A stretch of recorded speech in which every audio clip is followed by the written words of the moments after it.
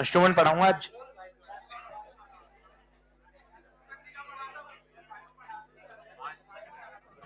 चलो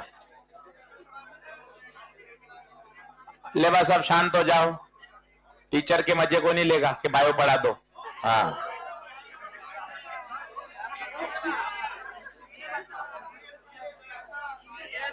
चलो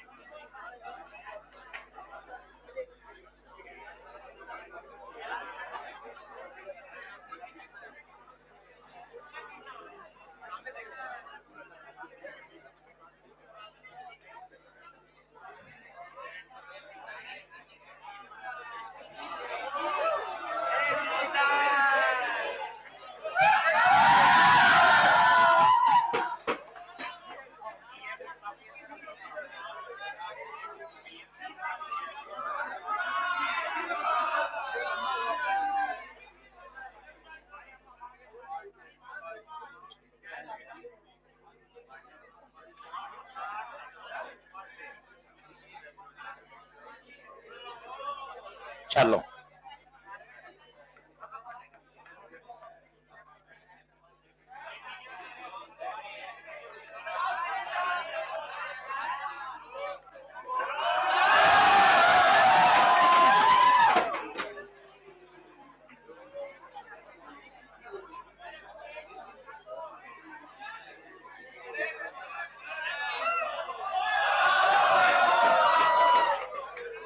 चलो अभी एक मैंने आपको एक ओवरव्यू दे दिया है ताकि आपके पास एक आइडिया रहे, क्लैरिटी रहे कि भाई अपन को कैसे आगे बढ़ना है। तो ये तो हम आपके सिलेबस को लेकर कमिटेड है ही कि भाई बिल्कुल ऑन टाइम सिलेबस कराया जाएगा। दूसरा पॉइंट, जो मेजर टेस्ट सीरीज है उसको बहुत तरीके से अपन को लेना है, क्योंकि मेजर टेस्ट सीरीज में अगर आप गिनेंगे तो 6 पार्ट टेस्ट हैं, 2 सेमी मेजर टेस्ट हैं और 5 फुल सिलेबस की जगह अब उसको 10 फुल सिलेबस कर दिया है। तो कुल अगर आप देखेंगे तो ये लगभग 18 पेपर हो गए। पर पेपर में 200 क्वेश्चन आते हैं तो टोटल हो गए 3600। तो ये इतने सारे क्वेश्चन है कि आपको कुछ और दूसरा करने की जरूरत नहीं है, बस इनको ही आपको क्या करना है, अच्छे से करना है। ये मैं खुद मेक श्योर करूंगा कि इस पूरे फिजिक्स के सारे पेपर में कोई भी सवाल रिपीट नहीं होगा। प्रोफाइल बदलेगी सवाल, हाँ करेक्शन तो नहीं आएगा, करेक्शन तो इस वाले पेपर में भी बिल्कुल नहीं था। और इसके पेपर में इसलिए नहीं आएगा क्योंकि इन सबके वीडियो सॉल्यूशन मिलेंगे। जब हम खुद 3 दिन पहले वीडियो सॉल्यूशन उसका रिकॉर्ड कर लेंगे, जब हम खुद उसको अपने हाथ से सॉल्व कर लेंगे तो पेपर अपने आप क्या हो जाएगा, एरर फ्री। तो वीडियो सॉल्यूशन रिकॉर्ड करने से क्या होता है कि पेपर एरर फ्री हो जाता है, क्योंकि फैकल्टी खुद जब पेपर सॉल्व करेगी पूरा 3 दिन पहले, तो सॉल्व करते समय उसको वही खुद ही पता चल जाएगा कि कहीं कोई मिसप्रिंट तो नहीं है, कोई ऑप्शन तो नहीं आ रहा। तो ये बहुत पावरफुल रहता है वीडियो सॉल्यूशन। लास्ट ईयर भी सभी मेजर टेस्ट के वीडियो सॉल्यूशन दिए गए थे, इस बार भी कमिटेड हैं कि इन सभी के वीडियो सॉल्यूशन दिए जाएंगे, तरीके से पेपर किया जाएगा। इसका मतलब है अगर मैं इस टेस्ट सीरीज को सीरियसली अटेंड कर लूंगा तो मेरा काफी बेहतर अपडेट हो जाएगा। दूसरी बात आपको हम रोज समझाते हैं, प्रोसेस पर ध्यान दीजिए, आउटकम पे ध्यान मत दीजिए। क्योंकि ना साइंस है, हम विज्ञान पढ़ रहे हैं, मशीन है, हम जानते हैं इनपुट होता है और आउटपुट होता है। ये आउटकम्स कहलाते हैं, ये इन कहलाता है और ये प्रोसेस कहलाता है। अगर मैं इन पर मेहनत करूंगा तो आउटकम अपने आप कंट्रोल हो जाएंगे।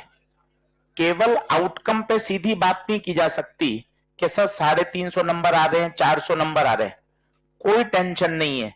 मैं आपको फिर बोल रहा हूं इन्वर्टेड कॉमा में, कोई टेंशन नहीं है 350, 400, 450, 500 की, अगर मेरे ये दोनों लगातार इंप्रूव हो रहे हैं तो। लगातार इंप्रूव हो रहे हैं, मेरा अपना इनपुट मैं बदल रहा हूं, इनपुट को सही कर रहा हूं। प्रोसेस, प्रोसेस क्या होता है? Keep right things regularly. Right things का मतलब होता है मैंने पेपर के बाद उसका एनालाइज किया, अपनी गलतियों को पहचाना, फिर मैंने उसके जो जो मेरे सवाल नहीं हुए वो मैंने वापस अटेम्प्ट किए, उनको हाईलाइट करके रखा, एक पन्ने पे लिख के रखा कि भाई पार्ट टेस्ट 1 में मेरी जो 15 मिसकॉन्सेप्शन गलत हुए हैं, उन 15 के कॉन्सेप्ट को एक पेज पे लिख लिया, ताकि वो 15 के 15 कॉन्सेप्ट कभी भी 15 मिनट में रिवाइज किए जा सकते हैं। तो कीप राइट थिंग्स, जितनी आप राइट थिंग्स को बार बार रेगुलरली रिपीट करोगे ना, तो चीजें अपने आप बेहतर लेवल पे जाएंगी। आप इन दो पे काम करो, सही प्रोसेस और इनपुट, इनपुट प्रोसेस, आउटकम बेहतर होता ही जाएगा। तो थोड़ा सा आप इसको एक और सिस्टमैटिक वे में करिए। अभी हमारे पास पर्याप्त समय है, अभी ऐसा नहीं है कि समय निकल गया है, क्योंकि पढ़ाने में ना टाइम बहुत लगता है। मैग्नेटिक इफेक्ट, इलेक्ट्रो, हमने 22 20 लेक्चर को बहुत सिस्टमैटिक पढ़ाया, पर जब आप उसको रिवीजन करने बैठोगे ना, अब 2-3 बार रिवीजन कर लोगे, तो आप पाओगे अरे यार वो तो बहुत रिड्यूस तरीके से तैयार हो रहा है। सही बात है। चलिए अपन इंस्ट्रूमेंट तैयार कर रहे हैं, ये मैंने आपको पूरी पिक्चर क्लियर कर दी है, ताकि एक क्लैरिटी रहती है ना, तो अपन को एक कॉन्फिडेंस रहता है कि हाँ यार इंस्टीट्यूट हमारे लिए क्या प्लान कर रहा है, हम लोगों के लिए क्या इनके पास प्लानिंग है, प्लानिंग रहती है, ट्रांसपेरेंट रहते हैं, तो उसके लिए थोड़ा सा बेहतर रहता है। बोलो क्या ये बात ठीक है? चलो अब अपन इंस्ट्रूमेंट पढ़ते हैं। कल मैंने आपको सिखाया था कि किसी ऑब्जेक्ट को कितना पास ला सकते हैं, 25 सेंटीमीटर से ज्यादा पास। आप कहोगे ना सर विजुअल एंगल बढ़ रहा है, भाई विजुअल एंगल तो बढ़ रहा है, परंतु 25 सेंटीमीटर से पास लाने पर चीजें ब्लड होने लग जाती हैं, इसलिए 25 सेंटीमीटर को क्या बोलते हैं? लिख लीजिए, least distance of distinct vision, least distance of distinct vision लिख लें।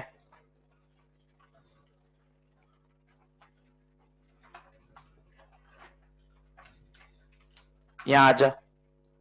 हाँ लगातार बात, 9 मिनट हो गए, चुप ही नहीं बैठेगा फिर कैसे पढ़ाई होगी बता? खुद को अपन को सोचना पड़ेगा ना भाई कि सब 9 मिनट हो चुके, मैं लगातार बोलते ही जा रहा हूं, और आप भी गजब हो, आप डांटते भी नहीं हो बीच में कि अपने आप शांत हो जाएगा, अपने आप शांत हो जाएगा। बस सब मैं तो यूं बगैर डांटे सुधरते ही नहीं हूं सर, क्या बात कर दी आपने? चलो 25 सेंटीमीटर को क्या बोलेंगे? Least distance of distinct vision. बोलो सही है। अब देखना, मैं ये मेरे आंख पर ऑब्जेक्ट को मैं ज्यादा से ज्यादा कितना पास ला सकता हूं? 25 सेंटीमीटर। ये जो एंगल होगा विजुअल एंगल, क्या ये सबसे बड़ा हो गया? कल मैंने आपको बताया था दूर होगा तो विजुअल एंगल छोटा, पास पास पास पास विजुअल एंगल बढ़ता जाएगा, पर कितना पास? 25। 25 पे लाने के बाद भी मुझे मेरे हाथ के बैक्टीरिया दिखाई, इसका मतलब अब मुझे बाजार में जाके इंस्ट्रूमेंट परचेज करना पड़ेगा। कल जब मैं पेन के अक्षर पढ़ रहा था ना, तो मैंने क्या किया बताइए? फर्स्ट अप्रोच, पेन को पास लिया और मेरा काम हो गया। अब मैं इंस्ट्रूमेंट क्यों खरीदूंगा यार, पैसे काय को खर्च करूंगा, अपने आराम से पैसे से गोलगप्पे पिज्जा खाऊंगा, इंस्ट्रूमेंट खरीदने का भी कोई मतलब ही? यार पैसा तो तब खर्च करूंगा ना जब 25 सेंटीमीटर पे लाने के बाद भी मुझे दिखाई, तब मैं कहूंगा गुप्ता जी बताओ कौन सा इंस्ट्रूमेंट मैं खरीद के लाऊं, मुझे आप दुकान से दिलवा के ले आओ। अभी पेन पढ़ने के लिए तो कोई जरूरत थी? क्या आप मेरी बात समझ पा रहे हैं? तो बड़े से बड़ा एंगल कितना हो सकता है जब ऑब्जेक्ट कितने पर हो? 25 पर। इस तरह के एंगल को बोलते हैं अल्फा। ये है ऑब्जेक्ट। क्या बात क्लियर है? अब आपने मैग्नीफाई किया, तो मैग्नीफाई का मतलब क्या होता है? कितनी उसकी हाइट बढ़ गई, कितनी उसकी लेंथ बढ़ गई, पर यहां हाइट और लेंथ की तो बात ही नहीं हो रही है, यहां किसकी बात हो रही है बताइए? एंगल की। किसकी बात हो रही है? एंगल की। इसलिए यहां एक नया मैग्निफिकेशन डिफाइंड होता है जिसे क्या बोलते हैं? Angular magnification. फॉर्मूले बोल लो, एम का था HI अपॉन HO, लॉन्गिट्यूडनल का length of image upon length of, यहां तुक्का मारिएगा, इमेज ऊपर आ रही है, इमेज ऊपर आ रही है, मतलब जो इमेज का एंगल होगा वो कहां आएगा, ऊपर। बगैर बोलिए, बगैर लिखे कोशिश करिए, अल्फा किसका एंगल होगा, ऑब्जेक्ट के द्वारा आंख पर बनाया गया एंगल, बीटा इमेज के द्वारा आंख पर बनाया गया एंगल। यहां से सिमेट्री निकाली ना, दिमाग सिमेट्री पसंद करता है। अच्छा, इमेज की ऊंचाई ऊपर, इमेज की लंबाई ऊपर, तो इमेज के द्वारा बनाया गया एंगल भी ऊपर आएगा। तो बीटा का नाम क्या है बताइए, एंगल सबटेंडेड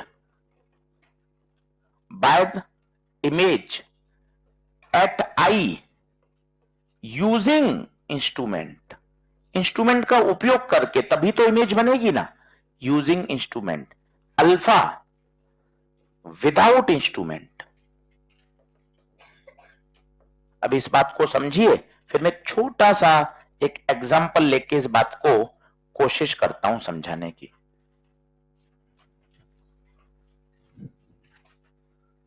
m बराबर हो गया बीटा बाय अल्फा।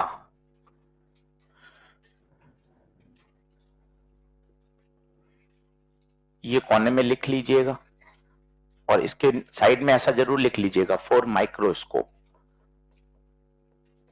बहुत आसान टॉपिक है, बस इस पे क्वेश्चंस खूब करना। तो एक बार इंस्ट्रूमेंट पकड़ में आ जाएंगे ना, तो टॉपिक ही आपका रे ऑप्टिक्स लास्ट स्टेज पर आ गया। देखो आप, कल एक ईएलपी नंबर 9 है प्लेन मिरर की, उसको करना, क्लास नोट्स पढ़ के उसको करना, हो जाएगी पूरी सॉल्व बढ़िया।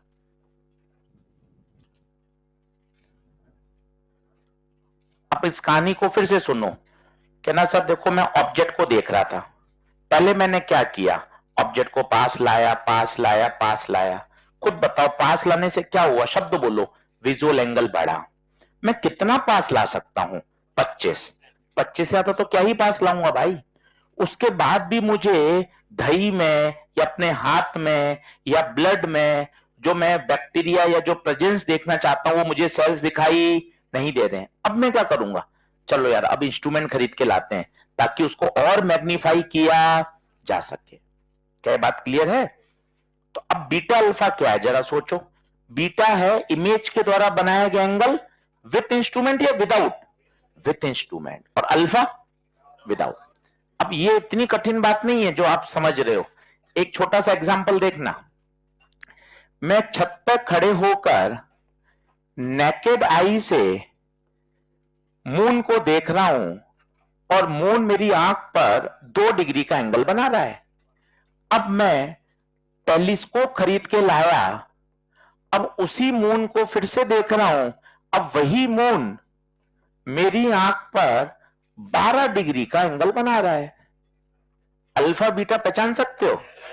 सोचो ना, छत पे खड़े होकर नेकेड आई, कोई इंस्ट्रूमेंट नहीं, सीधा मून को देख रहे हैं, तो मून के द्वारा आंख पे बनाया गया एंगल अल्फा, कोई इंस्ट्रूमेंट का उपयोग नहीं किया। This is what alpha. Telescope खरीद के ले आया, अब मैं मून को देख रहा हूं, मुझे मून बड़ा दिखाई दे रहा है, तो अब बताइए इंस्ट्रूमेंट का उपयोग करके मून के द्वारा बनाया गया विजुअल एंगल बढ़ गया ना, बढ़ेगा तभी तो मुझे मून बड़ा दिखाई देगा। यस और नो? तो बताओ बीटा कौन है, 2 या 12? 12। अब कॉन्फिडेंस और बढ़ेगा। Alpha without instrument, beta with instrument, तो बताइए इसका एंगुलर मैग्निफिकेशन कितना, 6। नोट करिए, ये अपने आप में एक छोटा सवाल है, आगे जाके मैं इसका यूज भी करूंगा।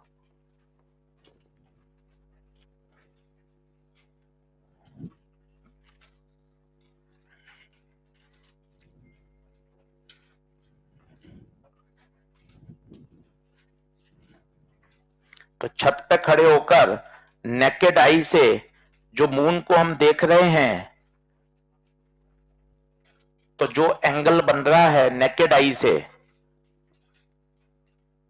वो तो अल्फा है, और इंस्ट्रूमेंट की सहायता से जो हम देख रहे हैं वो क्या है, बीटा।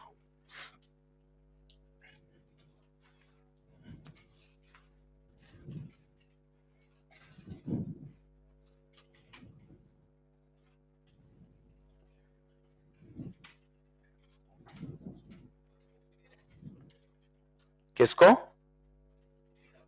बीटा को इमेज नहीं बोल रहे, इमेज के द्वारा बनाया गया एंगल।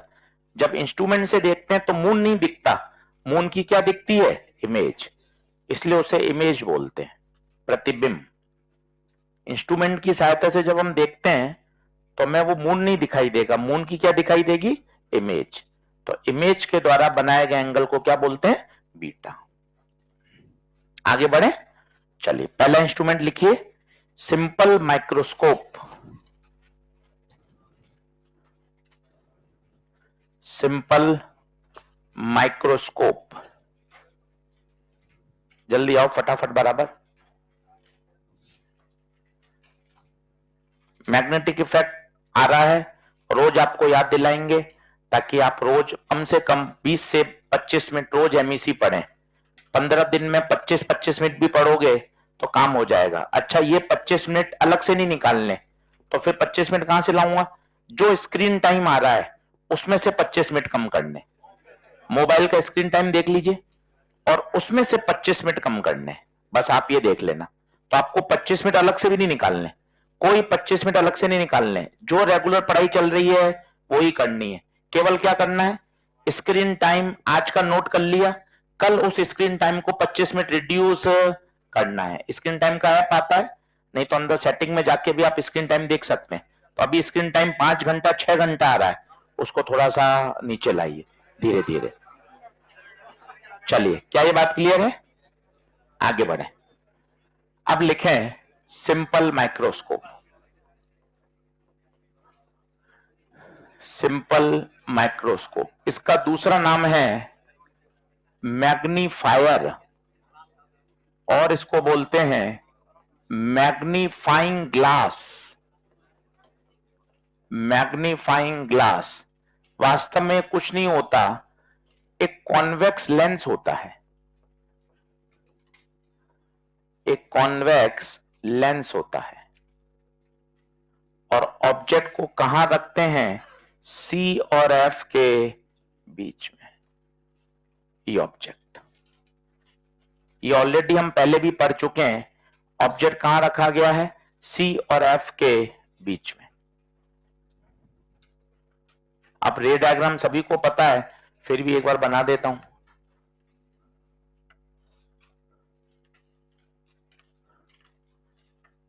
ये रेज आगे जाके फैल रही हैं, फैल रही हैं, इसका मतलब ये कभी भी आगे नहीं मिलेंगी। तो बताइए इमेज कैसी? वर्चुअल। अगर वर्चुअल है तो कैसी होगी? इरेक्ट। तुक्का मार के बताइए, एम पे कमेंट कर सकते हैं, बताइए एम पर कमेंट, थोड़े बड़े बच्चे बनिए। अगर इमेज बड़ी है तो एम की वैल्यू 1 से ज्यादा। इस बात पे भी समझिए, इस पे पूरा एक मैच द कॉलम आया हुआ है नीट में एम पर। तो एम बड़ा रियल हीरो है, एम को देखकर ही पूरा आप स्वभाव बता सकते हो, उल्टा भी कर सकते हो। मैग्नीफाई है तो एम 1 से बड़ा ही आएगा, एम 1 से बड़ा आ रहा है मतलब मैग्नीफाइड है।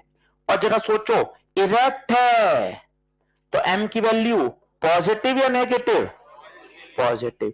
और चूंकि इरेक्ट है तो पक्का पक्का इमेज वर्चुअल होगी। इस तरह का डिस्कशन करिए, क्योंकि रियल इमेज हमेशा इन्वर्टेड होती है तो वर्चुअल इमेज हमेशा इरेक्ट होगी। अगर इरेक्ट होगी तो एम का वैल्यू पॉजिटिव आएगा। चूंकि इमेज बड़ी बन रही है तो एम का वैल्यू 1 से ज्यादा आएगा। ये सारी बातें आनी चाहिए, इस पर एक मैच द कॉलम आया हुआ है।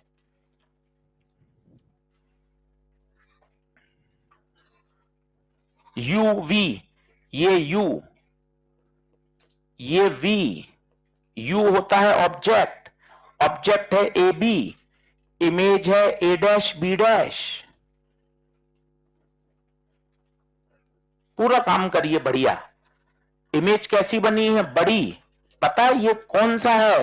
ये नाम का सिंपल माइक्रोस्कोप है ये देखिए, जो घरों में या सीबीआई सीआईडी में आपने देखा होगा, इस तरह से देखते हैं।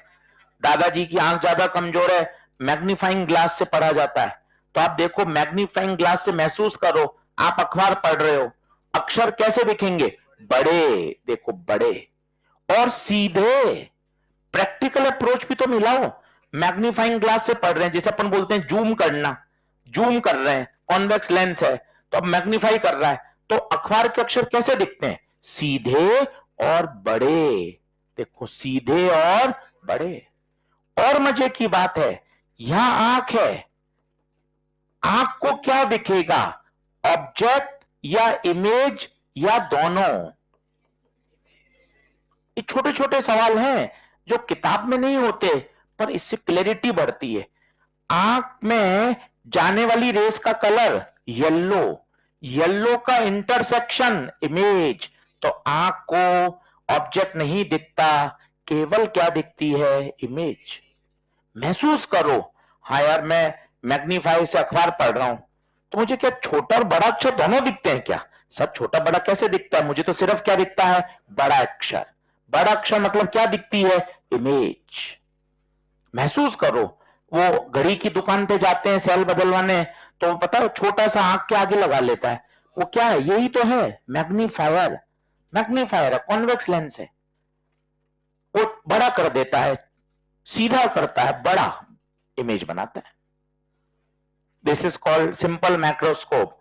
एक बार पेपर में मैग्नीफायर के नाम से आया है, तो आपको घबराना नहीं है। मैग्नीफायर बोले तो सिंपल मैक्रोस्कोप, इसके अंदर कुछ नहीं होता, इसके अंदर केवल एक कॉन्वेक्स लेंस होता है। पहली शर्त, object must be place between C and F. नीचे लिख लीजिए, object must be placed, object must be placed between C and F.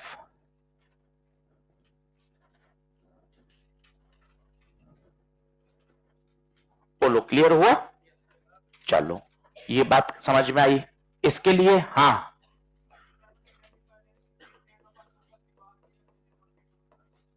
वापिस तेज बोलिए।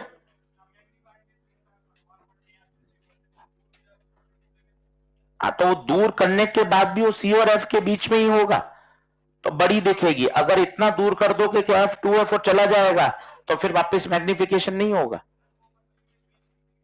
नहीं दिखेगी ना वो। तो अगर आप दूर ले जाओगे तो यू की दूरी बढ़ जाएगी, तो हो सकता है वो एफ और टू एफ के बीच में आ जाए, टू एफ और इंफिनिटी के बीच में आ जाए ऑब्जेक्ट, तो फिर उस हिसाब से होगा। ये तो तभी काम करेगा जब वो अखबार उसके फोकस के अंदर अंदर रखा जाएगा। माना उसकी फोकल लेंथ 10 है, तो अखबार को 10 सेंटीमीटर के पास ही रखना पड़ेगा, तभी काम करेगा, अदरवाइज नहीं करेगा। बोलिए क्या बात क्लियर है? चलो आगे बढ़े। अब इसका जो मैग्निफिकेशन होता है वो अपन को याद होना चाहिए, डिराइव नहीं करा रहा हूं, 12th बोर्ड के लिए होता है, वो होता है D by U for simple microscope. For simple microscope M की वैल्यू कितनी? D by U. डी कौन है? डी, डी 25 सेंटीमीटर को शॉर्ट में क्या लिखा जाता है? D, least distance of distinct vision. और यू तो सभी को पता है, ऑब्जेक्ट की लेंस से दूरी।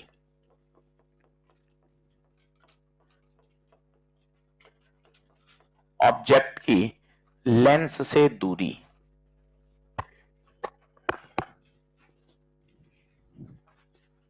अब यहां दो केस बनते हैं।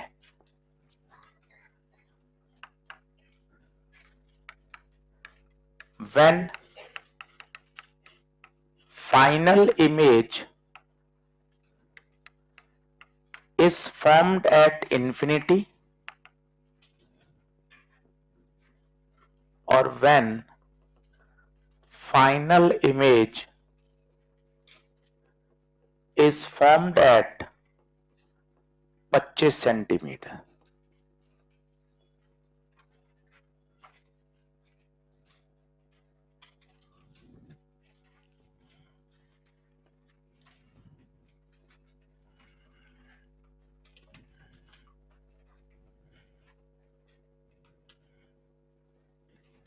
बोलिए, अब प्रश्न ये दो केस ही क्यों बन रहे हैं? उसको समझिए। किताबों में, मॉड्यूल में, एनसीईआरटी में सबके दो केस हैं, माइक्रोस्कोप के, टेलीस्कोप के, सिंपल के। यही दो के केस क्यों बनते हैं? तो इसके लिए थोड़ा सा आप विचार करते हैं। एक प्रश्न का उत्तर दीजिए। एक बच्चा है जो छठी, सातवीं, आठवीं में पढ़ता है और 10वीं से नीचे स्कूल पेपर में नेगेटिव मार्किंग नहीं होती है। तो छठी, सातवीं, आठवीं में पढ़ता है, मैथ्स का पेपर है उसका 100 नंबर का।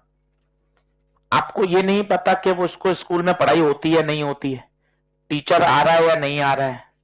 आपको ये भी नहीं पता उसके माता पिता ट्यूशन भेजते हैं या नहीं भेजते।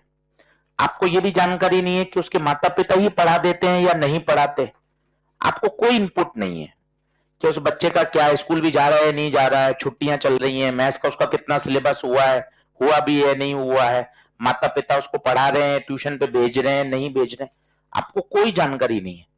फिर भी आप कमरे नंबर 306 में यहीं बैठे बैठे आप ये कमेंट कर सकते हैं, शर्त लगा सकते हैं, सर उस बालक के नंबर 0 से 100 के बीच में ही आएंगे। सोचो आप, आपको कोई जानकारी नहीं है किस शहर में पढ़ रहा है, किस गांव में पढ़ रहा है, कोई जानकारी नहीं। फिर भी आप कॉन्फिडेंटली कह सकते हैं, सर शर्त लगा लूंगा मैं आपके साथ, उस बालक के नंबर 0 से 100 के बीच में ही आएंगे। क्या ये बात सही है? क्योंकि आपको मिनिमम पता है 0 से नीचे नेगेटिव मार्किंग है नहीं। पेपर 100 नंबर का है तो आपको मैक्सिमम भी पता है। तो आपने कॉन्फिडेंटली कह दिया कि उसके नंबर 0 से 100 के बीच में ही आएंगे। तो यहां भी आप उस बात को समझिए। आप ऑब्जेक्ट को कहीं भी रखें, इमेज तो बनेगी। इमेज का दूर से दूर कितना बन सकता है? इनफाइनाइट।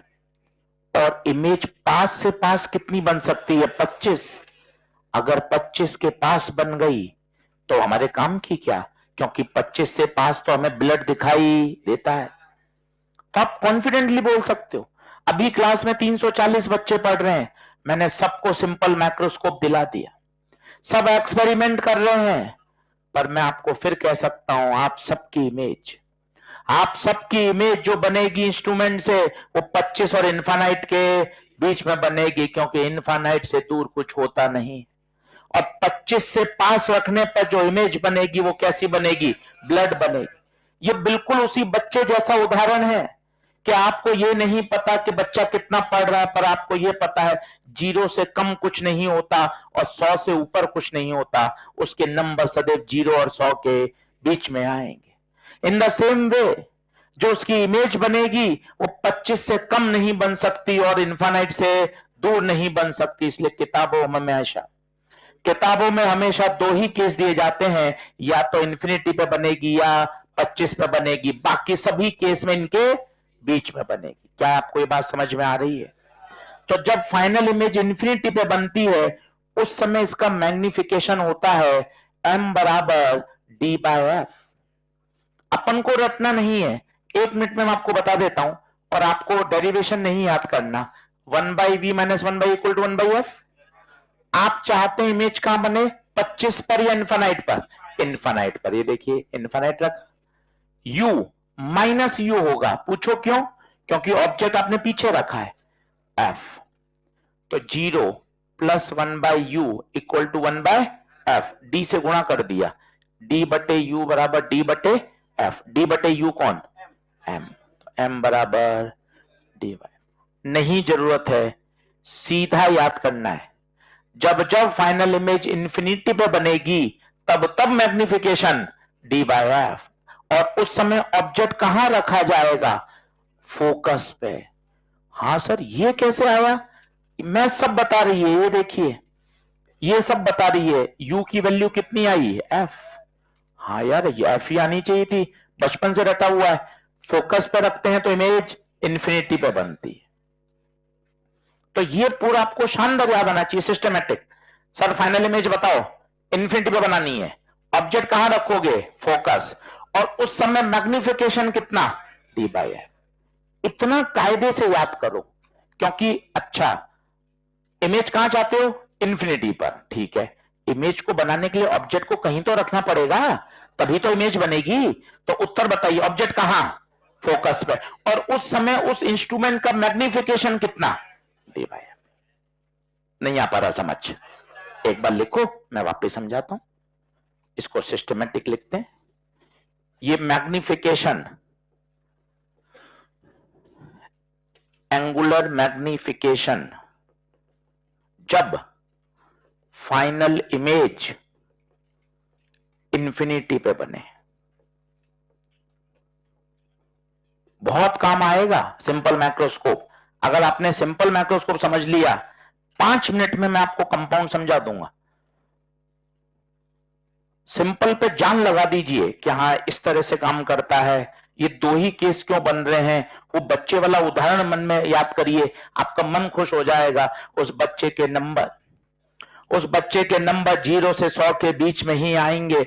0 से कम नहीं हो सकता, 100 से ज्यादा संभव नहीं है। इन द सेम वे जो फाइनल इमेज बनेगी वो 25 और इन्फानाइट के बीच में ही बनेगी। अगर 25 से पास में बन गई, अगर 25 से पास में बन गई तो काम की नहीं है, क्योंकि वो ब्लड होगी और इन्फानाइट से दूर कुछ होता नहीं है। तो इमेज सदैव 25 और इन्फानाइट के बीच में ही बनेगी। नहीं आ पा रहा। अब बात करते हैं, अब मुझे फाइनल इमेज कहां चाहिए? 25 पे चाहिए। तो इस समय 2 प्रश्न बताइए क्या आने चाहिए। फाइनल इमेज कहां चाहते हो? 25 पे। तो ऑब्जेक्ट कहीं तो रखना पड़ेगा।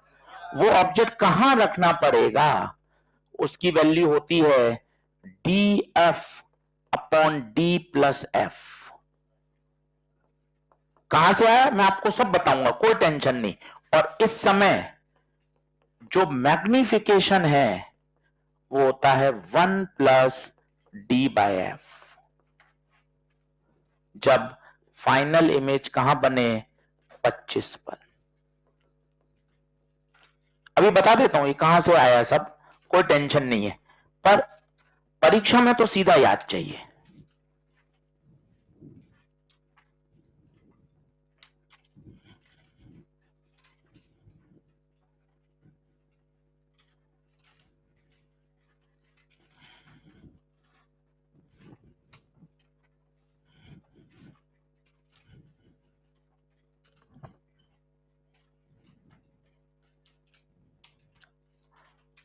दो तीन प्रश्न आते हैं जो बच्चे चलते फिरते पूछ लेते हैं। रैंप पे उतर रहे हैं, बाहर मिल गए, डाउट में पूछ लिया, सर टेस्ट सीरीज ये ज्वाइन वो करूं नहीं करूं, है ना। तो मुद्दा वो है कि देखिए हम सिर्फ सलाह मशवरा कर सकते हैं, बेहतर के लिए आपसे बात कर सकते हैं, और हमें ज्यादा पता है इसलिए हम सलाह मशवरा करते हैं कि अपने बच्चों के लिए क्या अच्छा होना चाहिए। तो उसमें सीधा हम ये समझाते हैं, देख अगर हम 2-3 जगह सवार होंगे तो हम कहीं भी कंसंट्रेट नहीं कर पाएंगे। एक हमारा फोकस होगा, यार ये 18 पेपर, अगर हमने ये 18 पेपर अच्छे से दे दिए तो यार इसमें सब चीज कवर हो रही है। अगर मैं 2-3 जगह पजल होऊंगा, वहां का संडे का सिलेबस अलग है, अपने संडे का अलग है, वहां की तैयारी अलग कर रहे हैं, टॉपिक अलग कर रहे हैं, हम किसी पर भी 100% फोकस नहीं कर पाएंगे। कोई भी एक चीज जिस पे 100% फोकस किया जाएगा वो आउटपुट देगी, ये कंक्लूजन है। और ये इतने सवाल हैं कि यार इसके बाहर कोई वैरायटी नहीं बनती। अगर मैं ये सारे पेपर बनाऊंगा और आपको समझाऊंगा, इसके बाहर वैरायटी नहीं बनेगी। आपको लगेगा रे सब सवाल वही करे हुए आएंगे। 70 से 75% सवाल रिपीट होते हैं नीट में। आप ये डेटा एनालाइज करो पुराने पेपर देखकर, नया सवाल नहीं आते हैं। आप सोचो कोई नया बायो में सवाल आएगा, कोई नया सवाल आएगा, नहीं आता। मुश्किल से 2-3 सवाल में बात होती है डिस्कशन की, बाकी सब सवाल देखे हुए आते हैं। जिन्होंने एग्जाम दिया है, ईमानदारी से पढ़ाई करके दिया होगा, किसी कारणवश नंबर नहीं आए होंगे, और वो भी इस बात से समझते हैं कि यार ऐसा नहीं होता कि पेपर में ऊट पटांग चीजें आती हैं, सब करा हुआ आता है, अगर तरीके से तसल्ली से उसको अटेम्प्ट किया जाए। तो आप सभी को हमारी तरफ से तो एडवाइस यही है, एक पूरी टेस्ट सीरीज पर फोकस करें और अपना टारगेट बना लें, ये मुझे 100% करना है।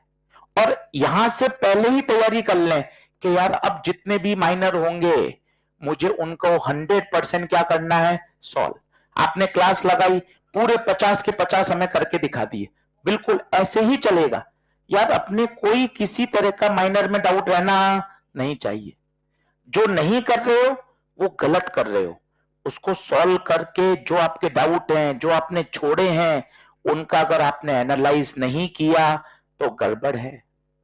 आपको फीडबैक देना पड़ता है। आप डॉक्टर आपके पास गए हैं, आपको पता है कि 3 दिन दवाई देते हैं, एक ही बीमारी के 10 से 15 एंटीबायोटिक आते हैं, अलग अलग कॉम्बिनेशन। सुना है आपने?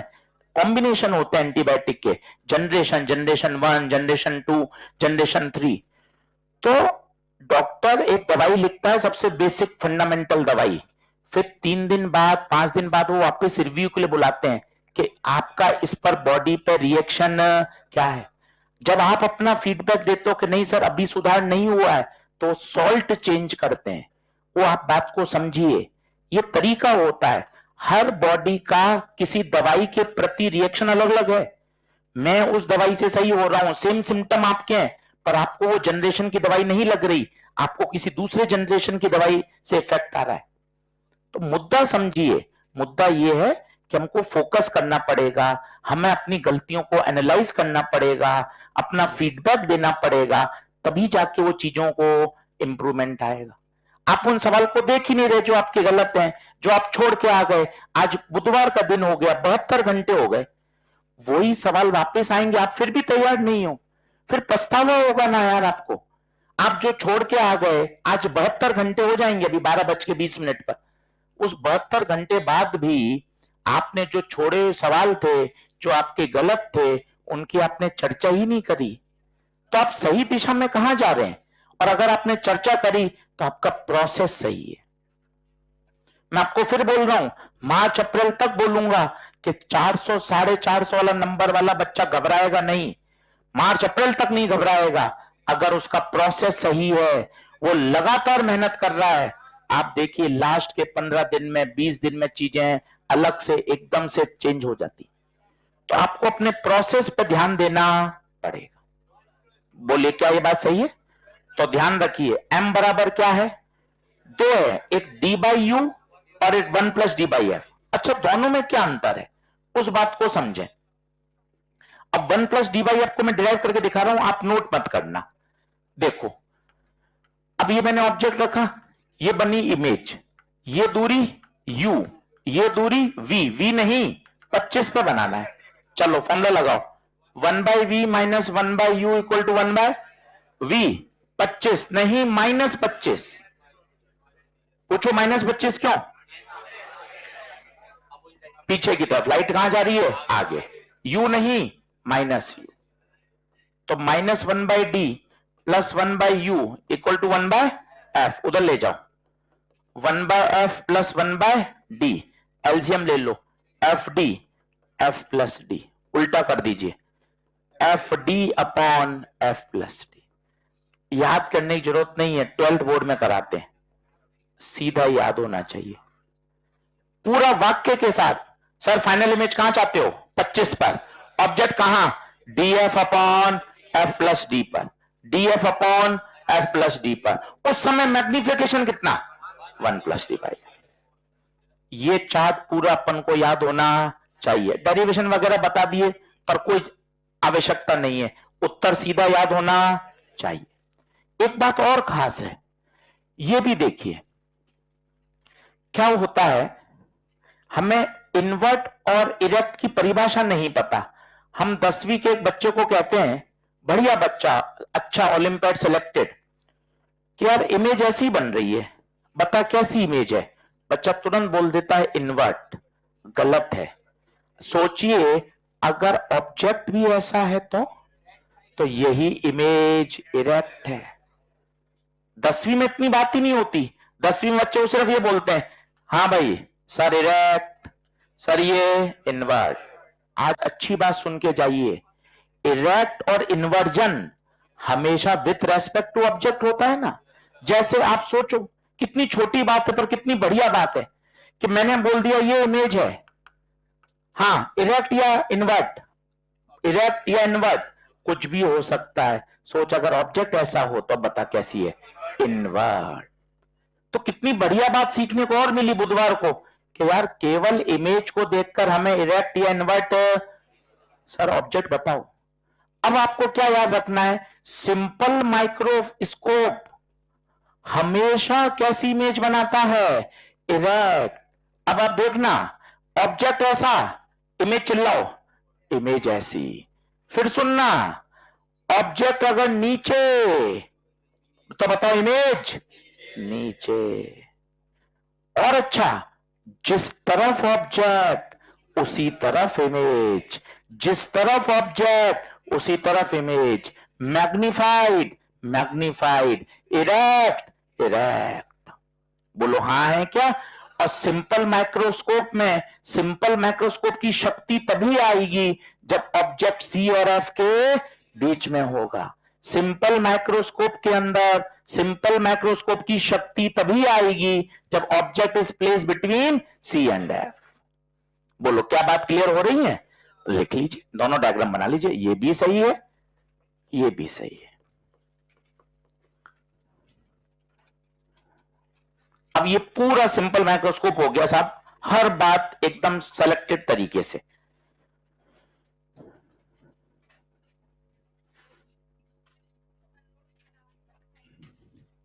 नहीं, उसका साइन इसलिए रख लिया क्योंकि अब ये स्टैंडर्ड फॉर्मूला बन गया। और कॉन्वेक्स कॉन्केव में तो हमें पता नहीं होता कौन सा लेंस है, इसमें हमें सब पता है, लेंस भी कॉन्वेक्स ही होगा, ऑब्जेक्ट को भी यहां रखेंगे। तो अब इससे फायदा क्या मिल गया, अब मैं जब इसमें वैल्यू पुट करूंगा तो इसमें साइन पुट नहीं करूंगा, अपन ने एक बार वहीं साइन पुट कर दिया, तो अब हमें फायदा मिल गया। अब इन फॉर्मूले में मुझे साइन पुट करने की जरूरत नहीं है क्योंकि सब बातें फिक्स है। लेंस भी कॉन्वेक्स होगा, ये भी फिक्स है, ऑब्जेक्ट भी पता है, इमेज भी पता है। तो एक बार रख के अपन ने नाटकबाजी खत्म कर दी। स्लाइड चेंज करूं, बना लो।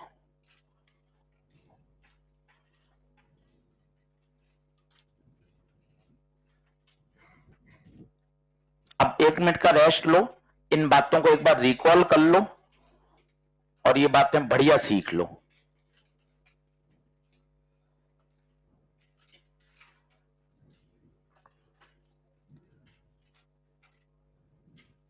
अच्छे से, ईमानदारी पूर्वक रिकॉल करो। सिंपल माइक्रोस्कोप, दो ही केस क्यों, बच्चे वाला याद करो, या तो 0 या 100। तो ज्यादा से ज्यादा इन्फिनाइट पे बन सकती है, पास से पास 25 पे। जब इन्फिनाइट पे होगी तो ऑब्जेक्ट कहां, फोकस पे। 25 पे बनाना है तो ऑब्जेक्ट कहां, F d upon F plus D. ये बहुत जरूरी है, ये स्लाइड सबसे जरूरी है इससे पहले वाली। आगे बढ़ें क्या, लिखें, हैंग डालिए। कंपाउंड, अच्छा इसमें लिख लेना, उस बच्ची ने जो बात पूछी है यहां लिख लेना, अब साइन नहीं रखना, अब साइन नहीं रखना। क्यों आशीष सर, ये डेरिवेशन आपके पास है, क्यों करा रहे हैं, हमें पता है क्यों करा है, काटने कराने के बाद काट दिया तो एक साइन रख दिया, सब पहले ही सब मामला पैक कर दिया। अब अपन को साइन नहीं रखना, तो वहीं लिख लेना, अब साइन नहीं रखना। पूरी बात जमा लो, कोई मन में विचार आ रहा हो पूछ लो, साइन क्यों नहीं रखना पहले रख दिए, अब कोई दिक्कत नहीं। आगे बढ़े, चलो लिखो, कंपाउंड माइक्रोस्कोप।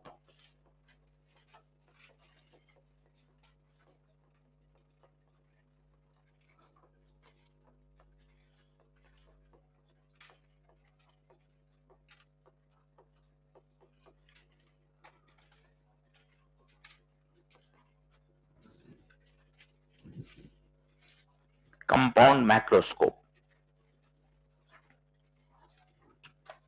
चलो 2 मिनट का आराम, दो फॉर्मूले रिवाइज कर लो।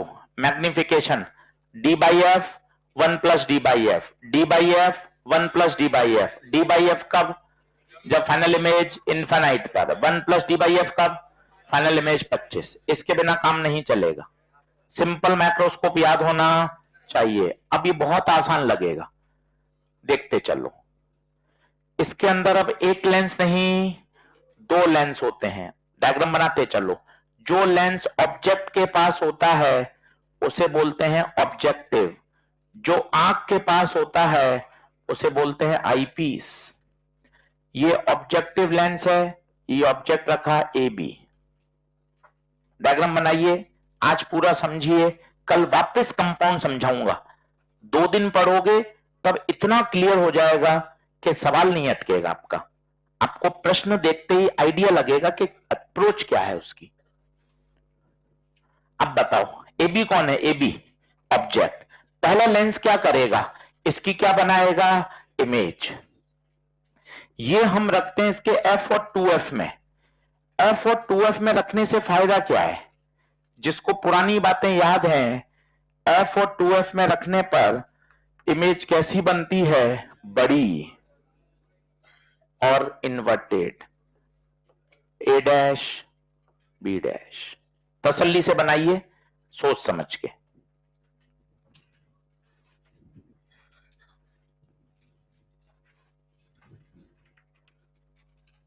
ऑब्जेक्टिव लेंस का काम खत्म।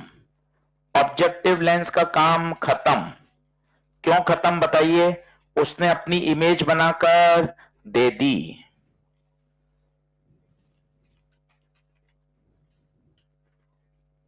चलो अब सुनना, और देख पीछे मुड़ के बात। आजा इसको बाहर भेज, चश्मा ले को। हाँ आजा, एक बार पास वाले दोनों खड़े हो जाओ, निकलने दो उसको।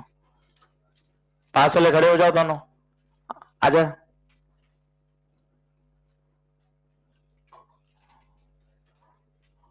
खड़े हो तुम, निकलेगा ऊपर से आएगा क्या? हाँ उसको आने दो, पास वाले आजा।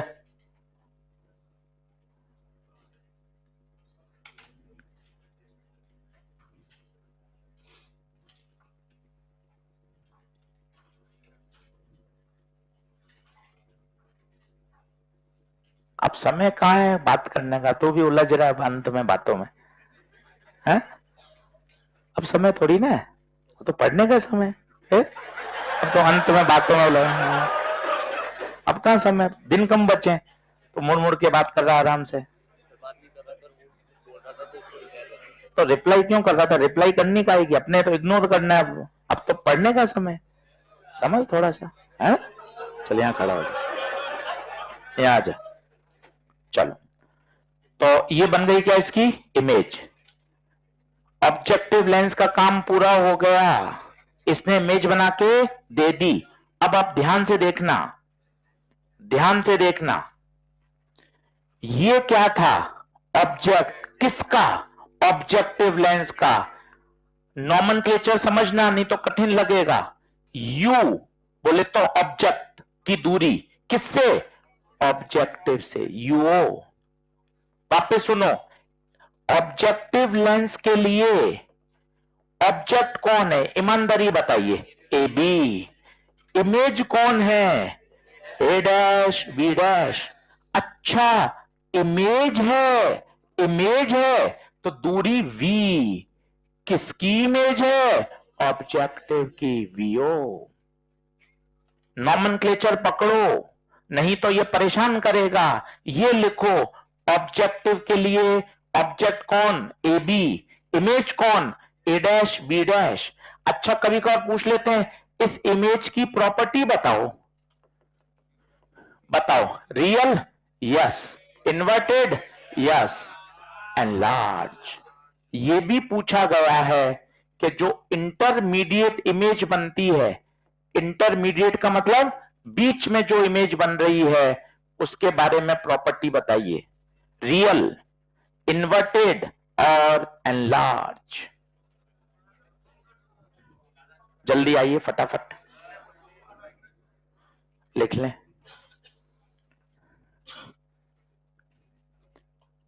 ऑब्जेक्टिव लेंस का काम खत्म। ऑब्जेक्टिव लेंस का काम खत्म। इसका मैग्निफिकेशन देखना, मजा आ जाएगा। पुराने फॉर्मूले लगेंगे।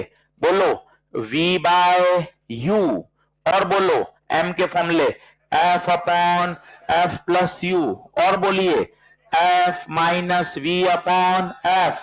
ऑब्जेक्टिव के लिए है vo u, सब में vo fo vo। ये पुराने फॉर्मूले, कुछ भी नया नहीं पढ़ना पड़ा, क्योंकि ये लेंस ही तो था, लेंस से ही हमने पुराने फॉर्मूले लिख दिए। इन सभी फॉर्मूले में साइन के साथ वैल्यू पुट की जाती है हमेशा से, यहां भी साइन के साथ ही वैल्यू पुट होगी। What is MO? What is MO? Magnification किसका? ऑब्जेक्टिव का, मैग्निफिकेशन ऑफ ऑब्जेक्ट। ऑब्जेक्टिव का काम पूरा हो गया। उसके फॉर्मूले समझो, उसकी इमेज समझो, उसकी इमेज की प्रॉपर्टी समझो, कुछ भी नया नहीं पढ़ना पड़ा। ये कॉन्फिडेंस देता है, नया नहीं पढ़ना पड़ा। सारे फॉर्मूले आपने पुराने वाले ही चिपका दिए, सब वही फॉर्मूले लिख दिए तुरंत। साइन के साथ क्यों रखा? इन सभी फॉर्मूले में जब भी हम पढ़ते थे साइन के साथ ही रखते थे, साइन के साथ ही रखते थे। क्या बात समझ में आई? ऑब्जेक्टिव का काम खत्म, कुछ याद ही नहीं करना पड़ा। अब दूसरी बात बताता हूं, वो भी मजे आएंगे। क्या कर दूं, छोटा कर दूं इसको? देख लो फॉर्मूले अच्छे से, सब बात लिख लो, बढ़िया, कोई जल्दबाजी नहीं। सर अब तो अंतिम समय बचा, तो फटाफट करा दो। क्यों करा दें फटाफट? सब जो इतना अच्छे से पढ़ा है वो सब खराब हो जाएगा, इसलिए अभी सब बिल्कुल सिस्टमेटिक ही पढ़ाया जाएगा। क्यों? समय की कमी नहीं है ना, अपने टेंटेटिव पूरा समय पर सिलेबस हो रहा है, तो कहीं दौड़ने भागने की आवश्यकता नहीं है, बिल्कुल तरीके से हो रहा है तो अच्छी बात है ना, पूरा ही अच्छे से किया जाए। क्या ये बात ओके है? बढ़े आगे? चलिए साहब, ऑब्जेक्टिव लेंस में कोई डाउट हो तो पूछ लो। ऑब्जेक्टिव का काम खत्म, और मजे की बात, कुछ भी याद नहीं करना पड़ा। इससे दोस्ती करिए। इसका ऑब्जेक्ट कौन? A B. इसकी इमेज कौन? ए डैश बी डैश। ऑब्जेक्ट है तो यू, इमेज है तो वी। किसका ऑब्जेक्ट? ऑब्जेक्टिव का, यूओ। किसकी इमेज? ऑब्जेक्टिव। बोलिए क्लियर? अब अगला वाक्य सुनो, मजे आ जाएंगे। ये रे यहां रुकती थोड़ी ना है, ये रे कहां जाती है? आगे। कहां जाती है? आगे। और याद करिए, पहले इवेंट के द्वारा बनाई गई इमेज दूसरे के लिए क्या काम करेगी? ऑब्जेक्ट का। तो ये रे आगे जा रही है, ये देखिए। इसको क्या लगेगा कि कहां से आ रही है? ए डैश बी डैश से। Now A dash B dash work as a object for eyepiece, for eyepiece। बोलिए हाँ है। और अगला वाक्य क्लाइमैक्स है, टॉपिक होने वाला है। इस सेपरेशन को हम ऐसे एडजस्ट करते हैं कि ये इमेज इसके सी और एफ के बीच में आ जाए। सोचो, सी और एफ के बीच में आते ही क्या होगा?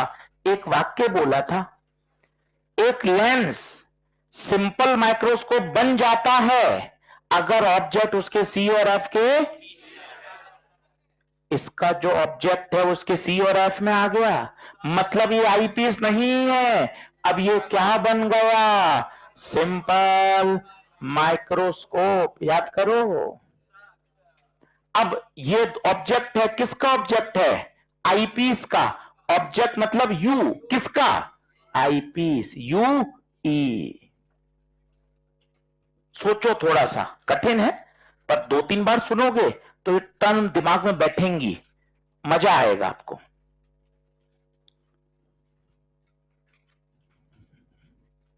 कल वापस सिखाऊंगा 15 मिनट में, क्विक। तो एक बार और सुन लोगे सिस्टमेटिक तो यहां तैयार हो जाएगा। अब बताओ, ये वाक्य बोलो, क्या आईपीस आईपीस नहीं है? आईपीस तो क्या बन गया? Simple microscope. सिंपल माइक्रोस्कोप क्या करता है? ये देखो, देखो, जिस तरफ ऑब्जेक्ट उसी तरफ इमेज, जिस तरफ ऑब्जेक्ट उसी तरफ इमेज, जैसा ऑब्जेक्ट वैसी इमेज। कितनी मस्त बात है। ऑब्जेक्ट कहां? नीचे। ऑब्जेक्ट कहां? इमेज भी नीचे। क्या इसी तरफ या दूसरी तरफ? इसी तरफ। कैसे बनती है? ये रे ऐसे जाती है और इनका इंटरसेक्शन करेंगे तो कहां बनेगी? इमेज। बताओ, A double dash B double dash is what? Final image. आंख को क्या दिखेगी? आंख को क्या दिखेगी? A double dash B double dash. ये इमेज है. That's why this is called VE. अभी कठिन है, अभी इसको एकदम से आसान बनाऊंगा, एक लाइन में देखना. तो कहानी सुन लो. ये डायग्राम बोर्ड में बनाने को आता है 5 नंबर का, अपने नहीं आएगा. अपने कहानी क्या है? ऑब्जेक्ट रखा, इसने क्या बनाई? Image. Now this image work as a object for eyepiece. ये वाक्य में दम है. पहले लेंस के द्वारा बनाई गई इमेज अगले इवेंट के लिए ऑब्जेक्ट का काम करती है. दूसरा वाक्य दमदार.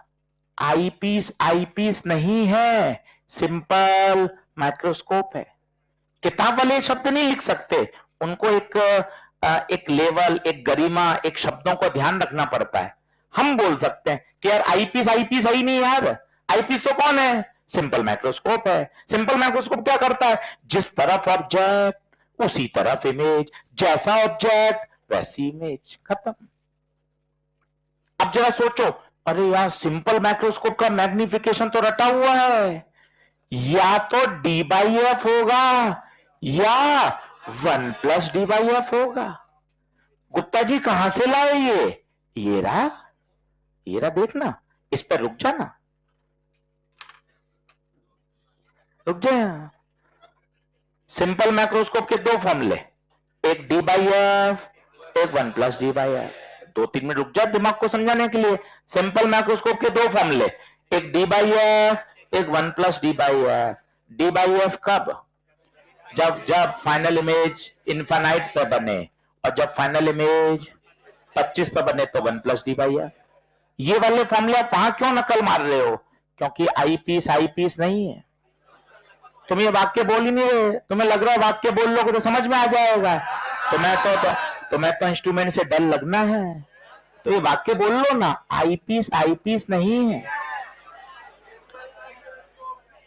आईपीस नहीं है. आईपीस तो सिंपल माइक्रोस्कोप है. नहीं आ पा रहा? तो उसका जो मैग्निफिकेशन है वो d/f और 1+d/f, और चूंकि आईपीस है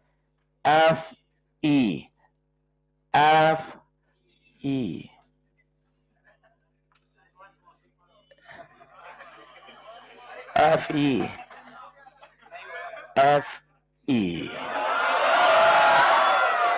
तो d/f और 1+d/f वो वहां इसलिए ऐसा एम्फेसिस किया गया ताकि आप भी करें.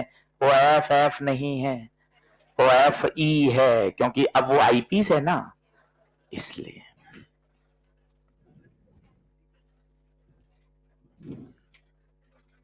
बोलो हाँ या ना.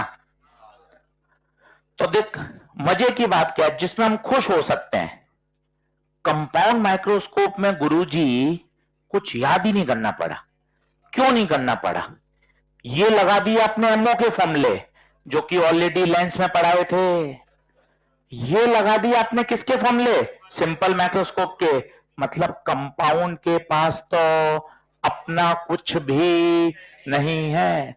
ये लेंस के फॉर्मूले पुराने पड़े हुए, ये लेंस के, ये वाले और ये वाले सब सिंपल माइक्रोस्कोप के फॉर्मूले जो आप भी पढ़े थे. यस और नो? अब लिखें. Now the overall magnification m बराबर MO इंटू ME.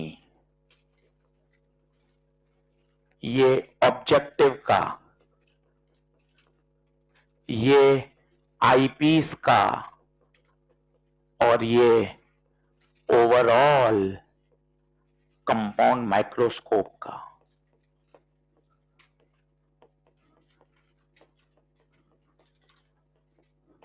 देख लो.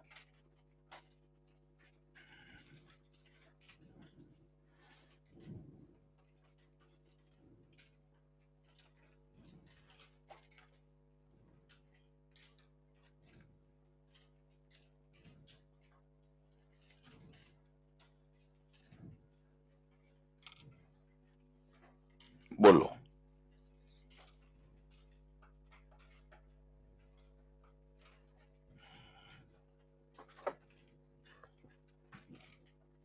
सर ये मल्टीप्लाई क्यों हुआ? ऐड भी तो हो सकता था। पहले का एम है, दूसरा का एम है, तो मल्टीप्लाई क्यों हुआ? ऐड भी तो हो सकता था।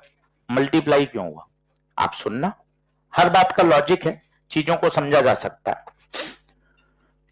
आपके पास एक पेपर है, आप फोटोकॉपी की दुकान पे गए, आपने कहा यार इसको जूम कर दो, पता है जूम हो जाता है मशीन में 100%, 200%। मतलब छोटा पेपर ले गए, इसकी बड़ी फोटो बन जाती है, जिसे कहते हैं जूम करना। आप उसको कह सकते हैं 200% बड़ा कर दो, दुगना। तो यही वो क्या कर देगा, दुगना कर दिया उसने।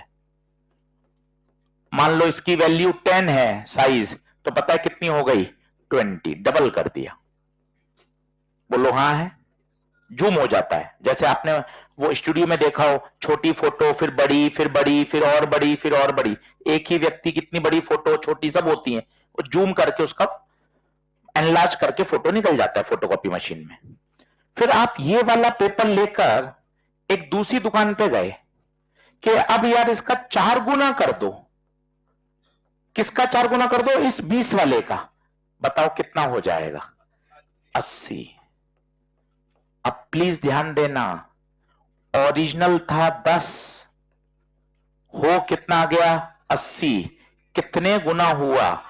8 गुना। कितने गुना? जबकि आप मशीन में तो दुगना कराया और 4 ऐड करो तो 2 + 4 6 होना चाहिए, पर हुआ कितना? इसका मतलब 2 + 4 नहीं, 2 गुणा 4 हुआ है। क्या बात समझ रहे हो? पहले ने किया दुगना, दूसरे ने किया 4 गुना, तो कुल 6 गुना नहीं हुआ, 8 गुना हो गया। आपके सामने उदाहरण है।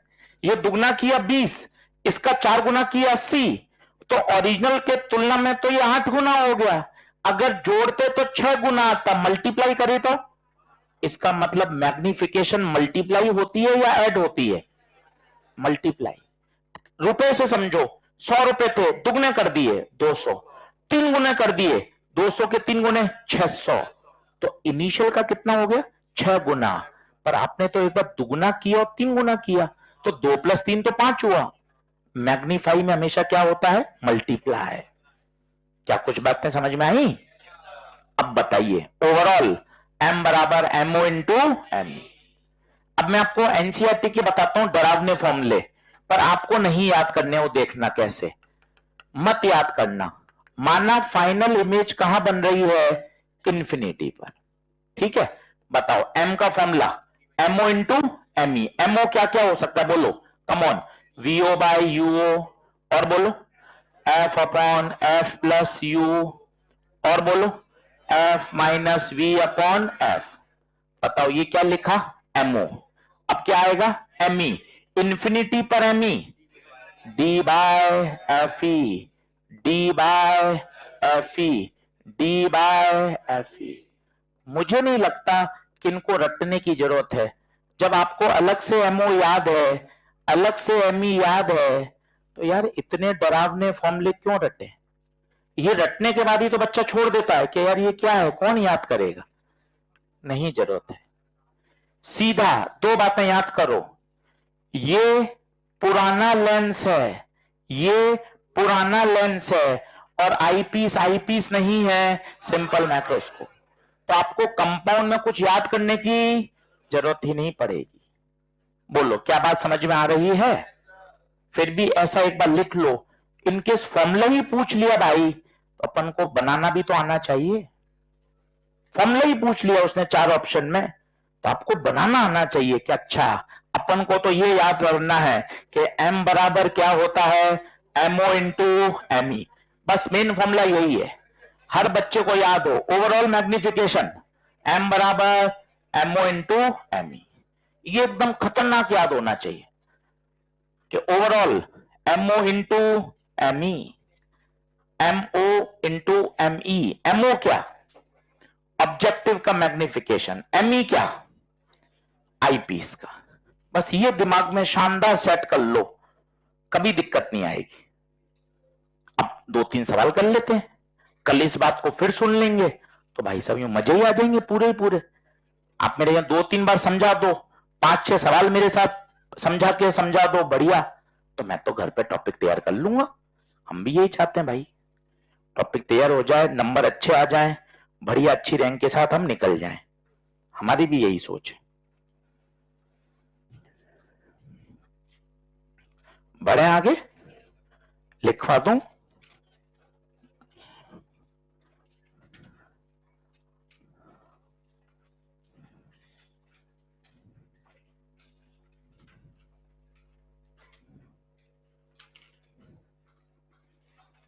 काट देना लिखकर, नहीं तो घर जाके दिक्कत होगी। लिख के काट देना, इन्हें रटने की आवश्यकता नहीं है। चलो अब फिर से देखो,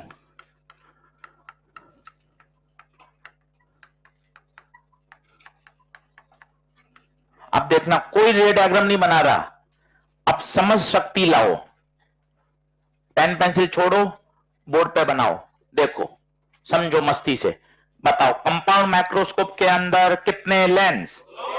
एक ऑब्जेक्टिव, एक eyepiece, objective FO, eyepiece FE. बोलो क्लियर है?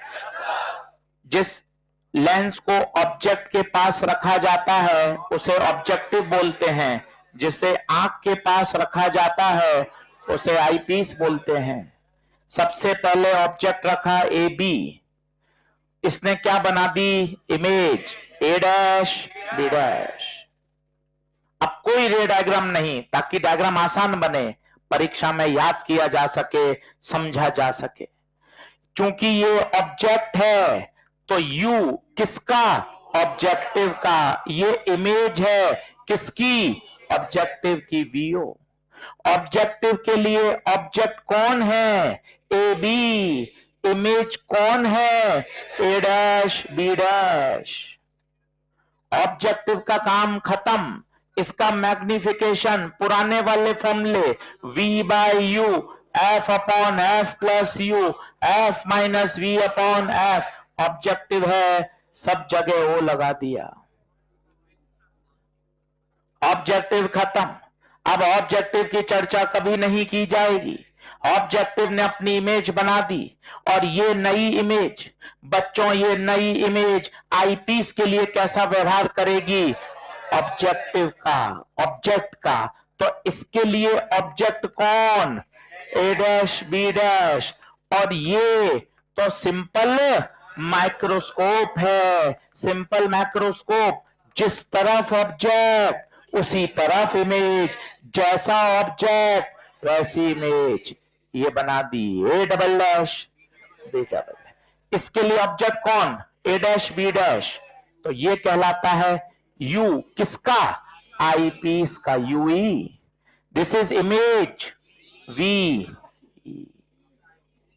What is final image? A double dash b double dash. बोलो, इसके दो ही फॉर्मूले हैं, या तो डी बाई एफ या 1 प्लस डी बाई एफ। बताइए, ये पूरा सिंपल माइक्रोस्कोप एक स्लाइड में, आधे पेज में पूरा आ जाएगा। जितनी बार पढ़ोगे उतनी बार revision. And the overall m is m o into M E.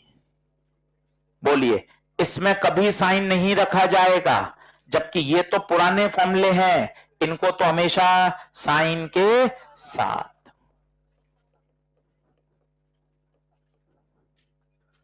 बोलो, क्या क्लियर हुआ? कल वापिस सिखाऊंगा तो देखना कितना मस्त समझ में आएगा। पीछे कहां छोड़ेंगे तुम्हारे, कल वापिस सिखाएंगे कमिटमेंट के साथ। मार्च अप्रैल में रिवीजन के समय में सिखाएंगे, फिर तो करके आ जाएगा पेपर में। फिर भी नहीं करोगे तो फिर कैसे होगा काम, बता? क्यों पीछे पढ़ पढ़ के समझा देंगे कि भाई देख ऐसे करना है, ऐसे सोचना है। उसके बाद भी नहीं करे तो फिर तो गुप्ता जी आप ही चलो पेपर देने, और तो फिर क्या ही बचा। चलो, ओवरऑल एम बराबर एमओ इंटू एम ई। बोलो हाँ है क्या? चलो एक क्वेश्चन लिखेंगे। अच्छा, एक बात इसमें और है, वो पूछता है separation between the lens, diagram से देख के बताओ, separation between the lens VO plus UE, mod में लिखते हैं क्योंकि दूरी है।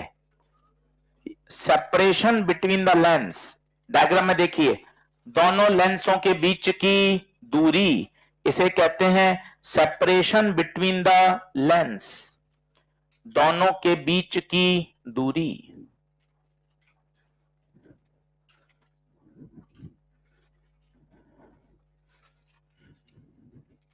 अच्छे से ध्यान से घर जाके 15 मिनट पढ़ के आइए, ताकि कल क्या होगा, न्यूमेरिकल होंगे, कल टेलीस्कोप पढ़ाऊंगा, कॉम्बिनेशन वाले सवाल कराऊंगा।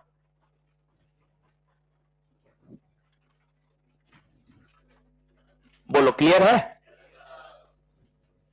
चलो साहब, बहुत बढ़िया।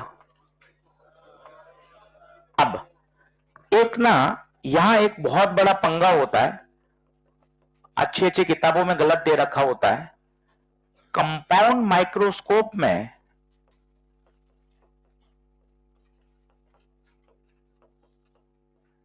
ट्यूब लेंथ का मतलब क्या होता है? ये सेपरेशन बिटवीन द लेंस नहीं होता। ये क्या कंफ्यूजन है, और अलग अलग किताबों में दे रखा होता है, पर एनसीईआरटी जो लिख रही है उसे हमें समझना है। ज्यादातर किताबों में बोल देते हैं जो सेपरेशन बिटवीन द लेंस है वही क्या है, tube length. Separation between the lens को क्या बोल देते हैं, ट्यूब लेंथ।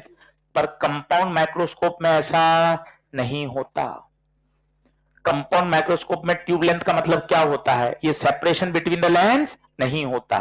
तो फिर आशीष सर होता क्या है, वो देखो, क्योंकि टेलीस्कोप में अलग परिभाषा है, इसलिए इस परिभाषा पर गौर करना। ये FO इसका फोकस, ये FE। According to NCERT FO और FE के बीच की दूरी ही ट्यूब लेंथ कहलाती है। L is tube length. Please ध्यान दीजिए, अभी इस पर बहुत प्रश्न पूछे जा रहे हैं जेईई मेन में, क्योंकि ट्यूब लेंथ किताब में गलत है और एनसीईआरटी का ही माना जाएगा। जबकि टेलीस्कोप पढ़ाऊंगा ना कल, तो दो लेंस के बीच की दूरी ट्यूब लेंथ होती है, पर कंपाउंड माइक्रोस्कोप में ऐसा नहीं होता। आंखें खोलिए, इसमें ट्यूब लेंथ होती है FO और FE के बीच की दूरी, और इसका जो मैग्निफिकेशन आता है सॉल्व करने पर, वो आता है -DL अपॉन FO FE। जब फाइनल इमेज इनफाइनाइट पर बने।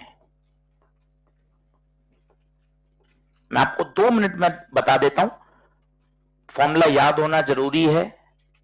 एक एक शब्द को बोलो। D कौन है, D 25 centimetre, L tube length, FO focal length of objective, FE focal length of eyepiece. Minus sign क्या बता रहा है, जो फाइनल इमेज बनती है वो इन्वर्टेड बन रही है। देखो आप, A double dash B double dash जो बनी, वो इनिशियल ऑब्जेक्ट के रेस्पेक्ट में कैसी बनी, इन्वर्टेड।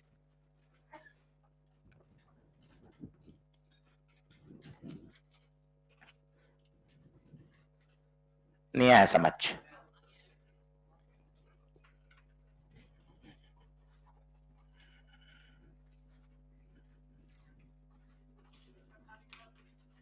अब 2 मिनट में इसका बात समझ लो। वो डेरिवेशन तो नहीं है काम का, पर वो जो बातें हैं ना, उससे सवाल कल करने में मजे आएंगे। तो 1 मिनट में नेक्स्ट स्लाइड पे लगा रहा हूं, वापिस यहां आ जाऊंगा, ठीक है? सुनना, ये शब्द सुनना भाइयों। ये ऑब्जेक्ट रखा, ये इसका FO, ये FE, ये दूरी FO, ये दूरी L, ठीक है। मैं चाहता हूं फाइनल इमेज इनफाइनाइट पर बने।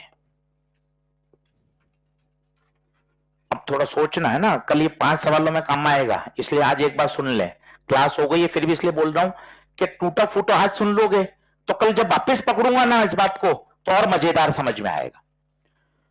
अब पूरा प्रोसेस बोल लो। ऑब्जेक्टिव क्या करता है?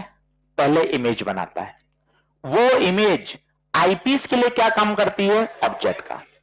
अब उल्टा सोचो, फाइनल इमेज कौन बनाता है? आईपीस। हम चाहते हैं फाइनल इमेज कहां बने? इन्फानाइट पर। तो आईपीस क्या सोचेगा? अगर मुझे फाइनल इमेज इन्फानाइट पर बनानी है तो ऑब्जेक्ट मेरे फोकस पे आना चाहिए। मतलब ये जो इमेज बनाएगा वो क्या एग्जैक्ट एफई पर बननी चाहिए? इस बात को पकड़ो, उल्टा रिवाइंड करो कैसेट उल्टी। फाइनल इमेज कहां बनानी है? इन्फानाइट पर। कल ये 5 प्रश्नों में काम आएगा। फाइनल इमेज कहां बनानी है? इन्फानाइट पर। दूसरा छोटा प्रश्न, फाइनल इमेज बनाता कौन है? आईपीस।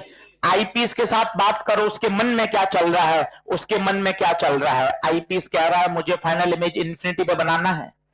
अगर फाइनल इमेज इन्फिनिटी बनाना है तो ऑब्जेक्ट मेरे फोकस पे होना चाहिए। इसके लिए ऑब्जेक्ट कौन होता है? इसके द्वारा बनाई गई इमेज। मतलब ये जो इमेज बनाएगा वो उसके फोकस पे बननी। क्या मैं अपनी बात नहीं कह पा रहा? समझ में आ रही है आपको? अब देखना, क्या मुझे चाहिए? एमओ। तो मैं फॉर्मूला लगा रहा हूं, f o minus v o upon f o. V o बताओ, वीओ इमेज की दूरी, ऑब्जेक्टिव से इमेज की दूरी बताओ। क्या एफ ओ प्लस एल है? F o plus l. तो f o minus l upon f o minus l upon f o. ये तो आ गया एमओ। एमई, एमई के दो फॉर्मूले होते हैं, D by F E, 1 plus D by F E. बताओ कौन सा पसंद करेगा? ईमानदारी। क्यों डी बाई एफ ई? क्यों? क्योंकि फाइनल इमेज इन्फिनिटी। बहुत बढ़िया, बहुत बढ़िया। ओवरऑल बता, m o into m o minus l बटे f o, m e d by F e, तो minus d l f o f. आवश्यकता नहीं है, कोई टेंशन नहीं, ये सीधा याद होना चाहिए। पर ये वाक्य में दम है। कल ये 5 सवाल में मुझे काम देगा एआईपीएमटी एम्स के। फाइनल इमेज कौन बनाता है? आईपीस। फाइनल इमेज को अगर इंफिनिटी पे बनना है तो ऑब्जेक्ट कहां होना चाहिए? फोकस पे। अरे किसके फोकस पे? अरे किसके फोकस पे बेटा? आईपीस के फोकस पे होना चाहिए। और आईपीस के फोकस पे बनने के लिए वहां एग्जैक्ट वो एफई पर बनना चाहिए। एक बार प्रश्न आ गया, अगर ऑब्जेक्टिव की फोकल लेंथ बढ़ा दें तो बताओ मैग्निफिकेशन पे क्या फर्क पड़ेगा? फॉर्मूला देखो, सीधा सीधा माइनस साइन तो इन्वर्ट बताता है। एफओ बढ़ेगा तो मैग्निफिकेशन कम होगा। माइनस साइन तो इन्वर्ट इरेक्ट बता रहा है, तो एफओ के बढ़ने से एम क्या होगा? कम। इनवर्सली प्रोपोर्शनल है, ये नीट में आया हुआ है।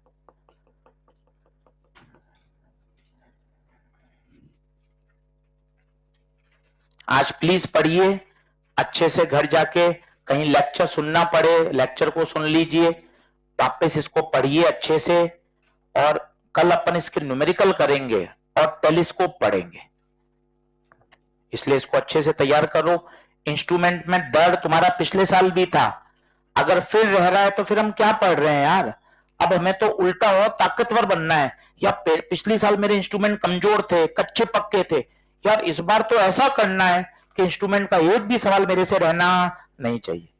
ये जुनून चाहिए तो आप कर भी लोगे कि यार मैं पढ़ रहा हूं, कम से कम मुझे ये तो लगे ना कि नहीं मेरे सारे सवाल बन रहे हैं, तो मजा है। बोलो क्लियर है? कल सभी को ईएलपी लेकर आनी है। कल हम ईएलपी नंबर 8 करेंगे क्लास में ही। ELP number 8 last ELP optics की इंस्ट्रूमेंट पर है। ईएलपी नंबर 8 वो कक्षा में ही करेंगे साथ साथ, ताकि अपन को सवाल नहीं लिखना पड़ेगा और साथ साथ का सॉल्व हो जाएगा। चलिए, सभी का बहुत बहुत धन्यवाद और खूब पढ़ते रहिए इसी तरह से मन लगा के। क्या करूं? लिख दिए सब? लिख लो फिर।